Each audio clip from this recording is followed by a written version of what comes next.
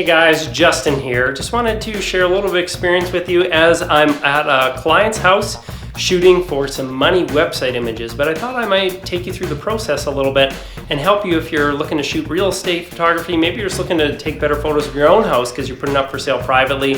Whatever it is, I'm going to walk you through a few tips for how to do a better job of taking interior house shots. So let's get to it. All right, let's talk about what you need to shoot kind of real estate interior photos. At the basics, I would say you're going to need a digital SLR and you're going to need an ultra wide angle lens.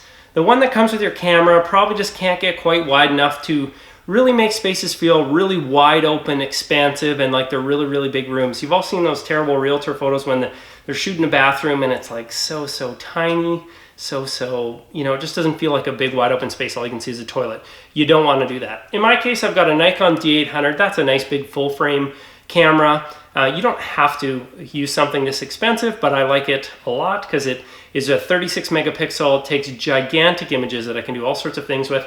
This is a Tokina 16-28, and it's an affordable ultra wide angle lens that can also aperture go down to 2.8, so it can shoot in some really low light situations. But I would say this is kind of the basics. You need a camera, you need an ultra wide angle lens. Something like if you're shooting with a more basic digital SLR that's a crop sensor, if you're not sure what that is, maybe Google it. But you can get like a 10 to 20, I think, Sigma lens for about, you know, $400 to $600 depending where you live.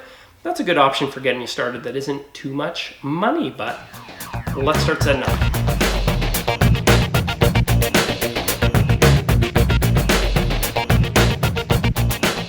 All right, so let's talk about the importance of a really good tripod. In this case, I just bought this one yesterday. It's not even like that expensive. It might seem like a lot. It was $220. It's a PhotoPro C5i, but it's got a really strong ball head and it's a good sturdy tripod. Why that is so important when you're shooting interior photos is that you need to be able to put really long shutter speeds in here because your room is going to be dark. Why is it going to be dark? Because you're going to shoot at a really closed down aperture, meaning a really high number. What that's going to do is keep the entire room in focus. If you're shooting at, like on this lens, I could shoot at 2.8. Well, I can have a chair in front in focus and the rest of the room out of focus. Nobody wants to see that. They want to see the whole room be in focus. So you need to be up at a high number. I think I was shooting around 7, which with an ultra wide should be okay. Hopefully I'm not wrong on that, but you need to be able to slow your shutter speeds down. I'm shooting at like half a second, and again, when you're shooting those HDR shots with multiple exposures, it's gonna shoot at the time you set, and then it's gonna shoot faster, and it's gonna shoot slower, and you want your tripod to be really, really sturdy. The other thing that I will say is that you need to use the self timer on your camera or get a shutter release, because if you're pushing this button with those long exposures, your camera is going to shake, and that is going to be a problem. So I just set the timer on here, I push the button, and I take a step or two back because I don't want to shake this at all so that my images are tack sharp and looking good. All right, so right now you're probably having a little bit of trouble seeing me, and this is an important lesson that it is your job to manage the light in the room and use your shutters, use your windows to your advantage to try and balance out the brightness coming in through the windows as well as the brightness in the room. If I crank one of these wide open or closed, I guess I went, you can see me a little bit better. If I'm gonna put it bright, then it's gonna, kind of knock down the light on me. So it's your job to manage that, so you wanna be careful. But a little trick you can use, and it's what I'm gonna be doing, is I do have flashes, but I don't wanna use them. I just wanna try to use the ambient light in the room. But you can actually use HDR photography you've maybe heard of. Your iPhone has a setting. Well, what is that? Well, what it does is it's taking the same photo multiple times with different exposures. One where it's brighter than normal, one where it's regular, and one where it's darker than normal. And what you can do with those photos is you can take the brightness of the windows and kind of knock it down with the one that was the darker photo while mixing that in with the brighter interior photo. I'll maybe show you an example here of a photo. It'll go through the 3 exposures, and you can see the difference between those, and then when we combine them in the image in the end, we're going to get a really nice looking photo that's balanced well. Okay, so something else we need to talk about is interior lights. If we turn on these lights, you'll see that they're very, very orange, I would say, as I'm looking at the screen.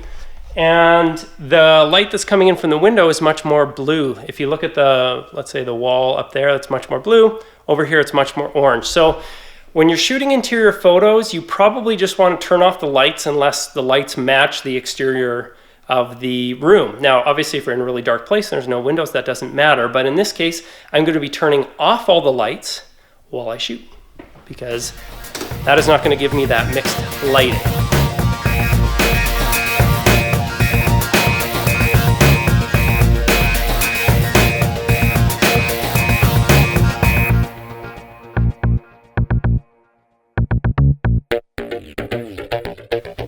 Okay, let's talk about something else, and that is shooting RAW. Your camera can shoot in JPEG or it can shoot in RAW.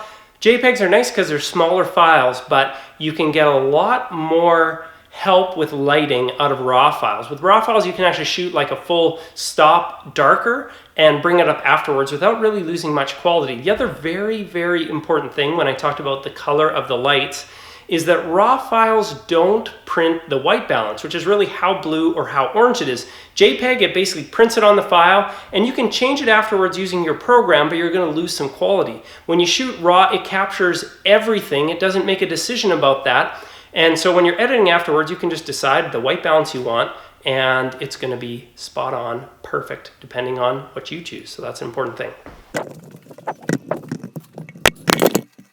Okay, so we're here in the kitchen, and the thing about kitchens and bathrooms is you want them to feel very bright and clean. The living room that I shot, you know, it could have a little bit more of, not a sinister feel, but something a little bit darker. You know, dens and living rooms, potentially you want them to feel cozy and warm depending on the house, but typically bathrooms and kitchens should always be as bright and as clean as possible. So that's the way I'm gonna try and shoot it.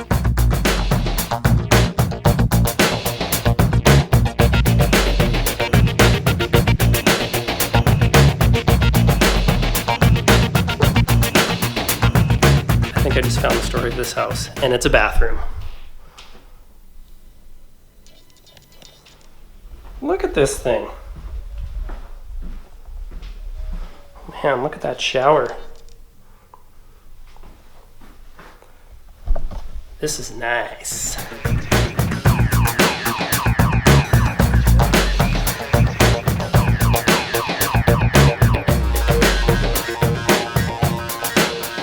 Okay, so remember that it's your job to be very, very picky.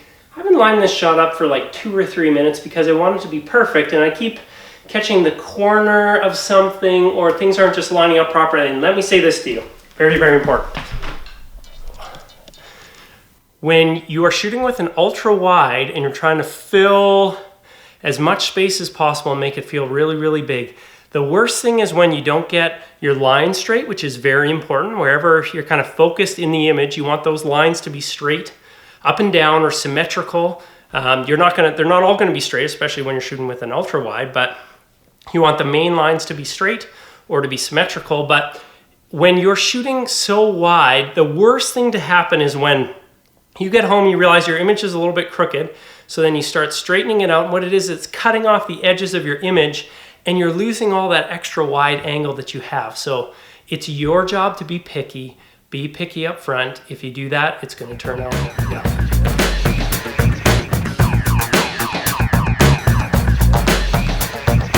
Okay, you guys, I think that's it for me here. Hopefully there were some tips you picked up in there. If I'm honest, that was actually the second time I did the video because I didn't have this microphone plugged in all the way, and all the audio in the first one was gone. So I had to do it twice, but I'm hoping that there was enough useful information and tidbits in there that it helps you. So if you're shooting your own house or somebody else's house, or just want to practice, that will give you some insight. If you have any questions at all, don't be afraid to drop a comment below. Questions about gear, questions about technique, anything I can help you to answer, I will. Again, I don't do this all the time, but I do this some of the time. So hopefully I can help. But thank you for watching. If you made it all the way here, wow, you're awesome. Drop the word bing bong at the end if you made it here, and I will send you nothing. That's it. See you later. Bye.